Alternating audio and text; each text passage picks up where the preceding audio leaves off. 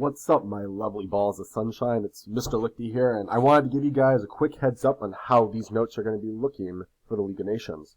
So, differently from what we have been doing, there are no blanks that you will need to fill out on these notes. I'm going to give them right to you. However, I will encourage you to go ahead and annotate these notes in any ways you see possible or see fit, because at the end of the day, anything on this could be fair game on a test later on down the road. These notes will be attached in the same area where you will see the slideshow and the instruction that I'll have recorded for the lesson. In addition, in that same folder, you're going to see what will be the assignment due Wednesday at midnight. So make sure you stick around to the end of the video and get ready to do it. Now, the League of Nations. Some of you guys might be wondering exactly, what was the League of Nations? I've heard that name, once or twice popped up in history class every now and then. Maybe in a few movies that came up, maybe in a video game, but I don't really know what it is. Well, we're going to learn exactly what it is today, and to do that, we're going to need to back up just a little bit and see exactly what the reason for it forming was. Now, backing up, we have to go back to something that we called the 14 points. Mr. LaFountain should have touched upon these already, and, to simply put it, they were 14 points that were delivered by President Woodrow Wilson. All of these points came together in an effort to hopefully prevent another world war from happening. World War I was so destructive, the Great War. Most of the countries that were involved in that, they never wanted to see that kind of destruction ever again. And they were looking for ways to make sure that, something like that would never happen. And in these 14 points, President Woodrow Wilson would, detail the ways that he thought all the countries, Europe, America, and the entire world should end up doing going forward. Now, I don't really care for you guys to remember all 14 points. There's a lot of them. Some of them are pretty important, but we're going to keep it up to just one point today. And the one you need to know right now is the 14th point, the very last one. Woodrow Wilson called for a creation of the League of Nations. Now, what was the purpose of the League of Nations? I hear many of you guys asking. Well, as we touched upon already, Woodrow Wilson wanted a way to solve problems before wars could even start. During World War I, so many things were going on. It's a complicated mess to try to figure out exactly how the war even started and how certain countries got involved. To kind of get rid of all that confusion, all that hassle of knowing who started who or this person did that, Wilson wanted to create a place where all countries could get together and discuss any matters or any problems that come to their mind.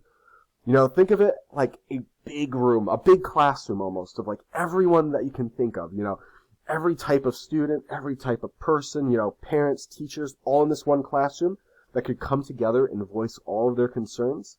That's what the League of Nations was, but with countries.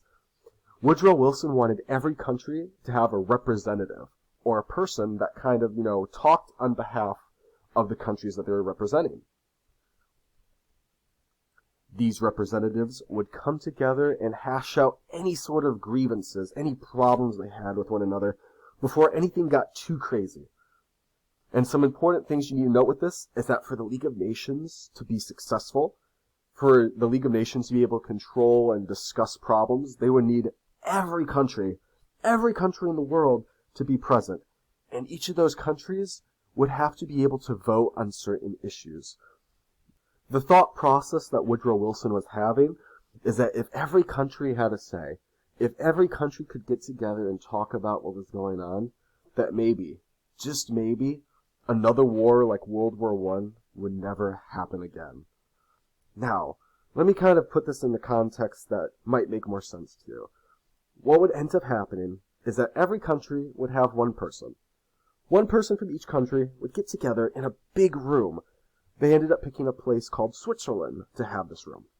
This room and building would house all of these representatives, and they would all get together, and, they would kind of take turns raising their hands, saying a problem they might be having.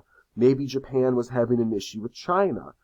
Japan could talk about the problem they had with China, let everyone in the league know about it, including China, and they could talk it out, figure out exactly what they needed to do going forward.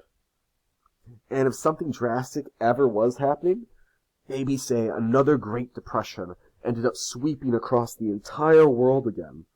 Maybe the League of Nations could come together, all these people, and decide, what would be the best course of action for the world to take to get out of the Depression.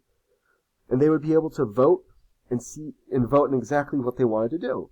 That way, if the United States didn't want to do something, and they had a problem with a specific thing that the League of Nations was doing, the United States, or any country, could raise their hand and explain why, and simply object to it. If you haven't noticed, it's almost exactly like a democracy. People get together and vote on certain issues, making sure that everyone hears what they have to say about it. Now, that's all well and good, but at the end of the day, things wouldn't quite work out the way that, Woodrow Wilson intended. The League of Nations had a lot of issues with the way that it could handle situations and things that they could do that would make it not as effective as it could have been. And we're going to go through some of those things right now. Now, the first thing about the League of Nations I want you guys to know about is that when people were voting in the League, everyone had to get what we called a unanimous vote. And what the word unanimous means is that you needed to get everyone to agree on whatever you were having them vote on. So, let me give you guys a quick example real quick. Say you guys and Mr. Lichty have all come together, each one of you guys, and you guys are voting on whether or not Mr. Lichty should give you guys homework at all for the rest of the year. You guys think Mr. Lichty shouldn't give you any homework at all. No more homework for the rest of the year. And when it comes time to vote on that, all of you guys raise your hand. But I don't. Just one person saying no to it was all it needed for the League of Nations to not get something passed. Which means, it's going to be very hard to get a lot of countries on board with something, especially when some of the questions being raised by the League of Nations would actively hurt some countries in, how they ended up dealing with situations before World War II. Another thing you need to know about the League of Nations is that they didn't actually have an army of their own. So even if the League of Nations did vote on something, they didn't have an army to, enforce it. So if we could say that Japan is getting super aggressive. They're doing things, they're taking a lot of land in Asia, and overall, they're just being a bunch of bad bullies. Now, the League of Nations could come on a vote and say, hey, Japan, we need you guys to stop doing that. Japan might just end up being like, or what? What is the League of Nations going to be able to do to Japan? The League of Nations doesn't have an army. How are we going to make Japan end up listening to us? So that's the second issue with the League of Nations. And the third one that's a little more simple to understand, is that it was made with the Treaty of Versailles. And with the Treaty of Versailles, we talked about things like how Nazi Germany would end up hating it. Germany ended up getting the short end of the stick with a lot of things that happened in the Treaty of Versailles. They ended up getting a lot less land. They ended up having a horrible depression because of it. Germany did not like the Treaty of Versailles at all. And what that's going to mean is since the League of Nations is kind of associated with it, Germany's just going to, by default, not like the League of Nations, much like a lot of other countries in the world, like maybe even Italy. These countries are just going to already, enter the League with already some preconceived notions that it's a bad thing to have.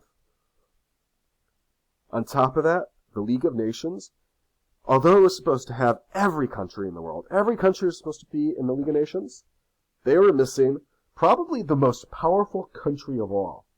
The League of Nations did not have the United States of America, which you might think is silly because Woodrow Wilson, our president, was the guy that came up with the idea.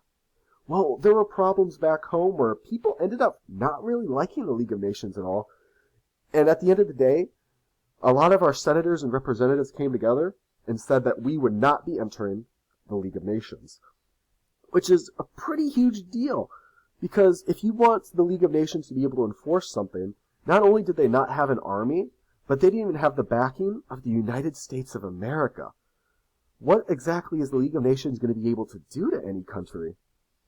And most simple of all, the goals of the League of Nations were really, really big. They wanted to prevent all wars for the end of time. And even though there were some good things, I would argue that no matter what the League of Nations did, it was going to fail in the end. Because no way in the world are you going to be able to end all wars just with the snap of your fingers. Now, thank you guys for sticking through with me on that. Because now I would like to quickly detail what your assignment's going to be, which will be due Wednesday at midnight. Now, we just looked through a lot of aspects about the League, and, I kind of wanted to take a look at what people during, like, the 1910s and the 1920s thought about the League of Nations. And we're going to do that by looking at some political cartoons. Now, all of these political cartoons are on this slideshow, which is going to be posted directly onto Google Classroom. And since it's posted directly to Google Classroom, that means you will need to be able to access this PowerPoint or Google Slides, as well as the notes that are going to be there as well, which are going to look like this. So again, we already showed these at the beginning. These are what the notes are going to look like for the League of Nations. Pretty quick. I kept them numbered, try to subhead them a little bit to make them easy to understand. And then, of course, there's the actual assignment you guys are going to be doing with the political cartoons, which is going to look like this. So, on this assignment, what you guys are going to do is you're going to look at each cartoon, which I have labeled already, cartoons 1 through 5. As you look at the cartoons, you're going to have to choose which of these things in the word bank I have here is going to best fill in each cartoon. And the stuff in this word bank is essentially, what was the message of each cartoon? What should you take away? What did the people of the time think about the League of Nations? Was it good? Was it bad? What were the arguments for and against? And after you guys end up filling out this document right here, at the very bottom, it's going to ask, which cartoon do you think makes the best point? And why do you think that? Ultimately, why do you think the League of Nations was good or bad? And, did people have the right idea when they were making it? Again, this worksheet's going to be uploaded straight to Google Classroom, all in the same little folder that you'll be able to find the slideshow video, which you're already watching right now, and the notes for you guys. Hopefully that explains it well enough for you. Again, this guy right here is due Wednesday at midnight, and I look forward to seeing you guys next time.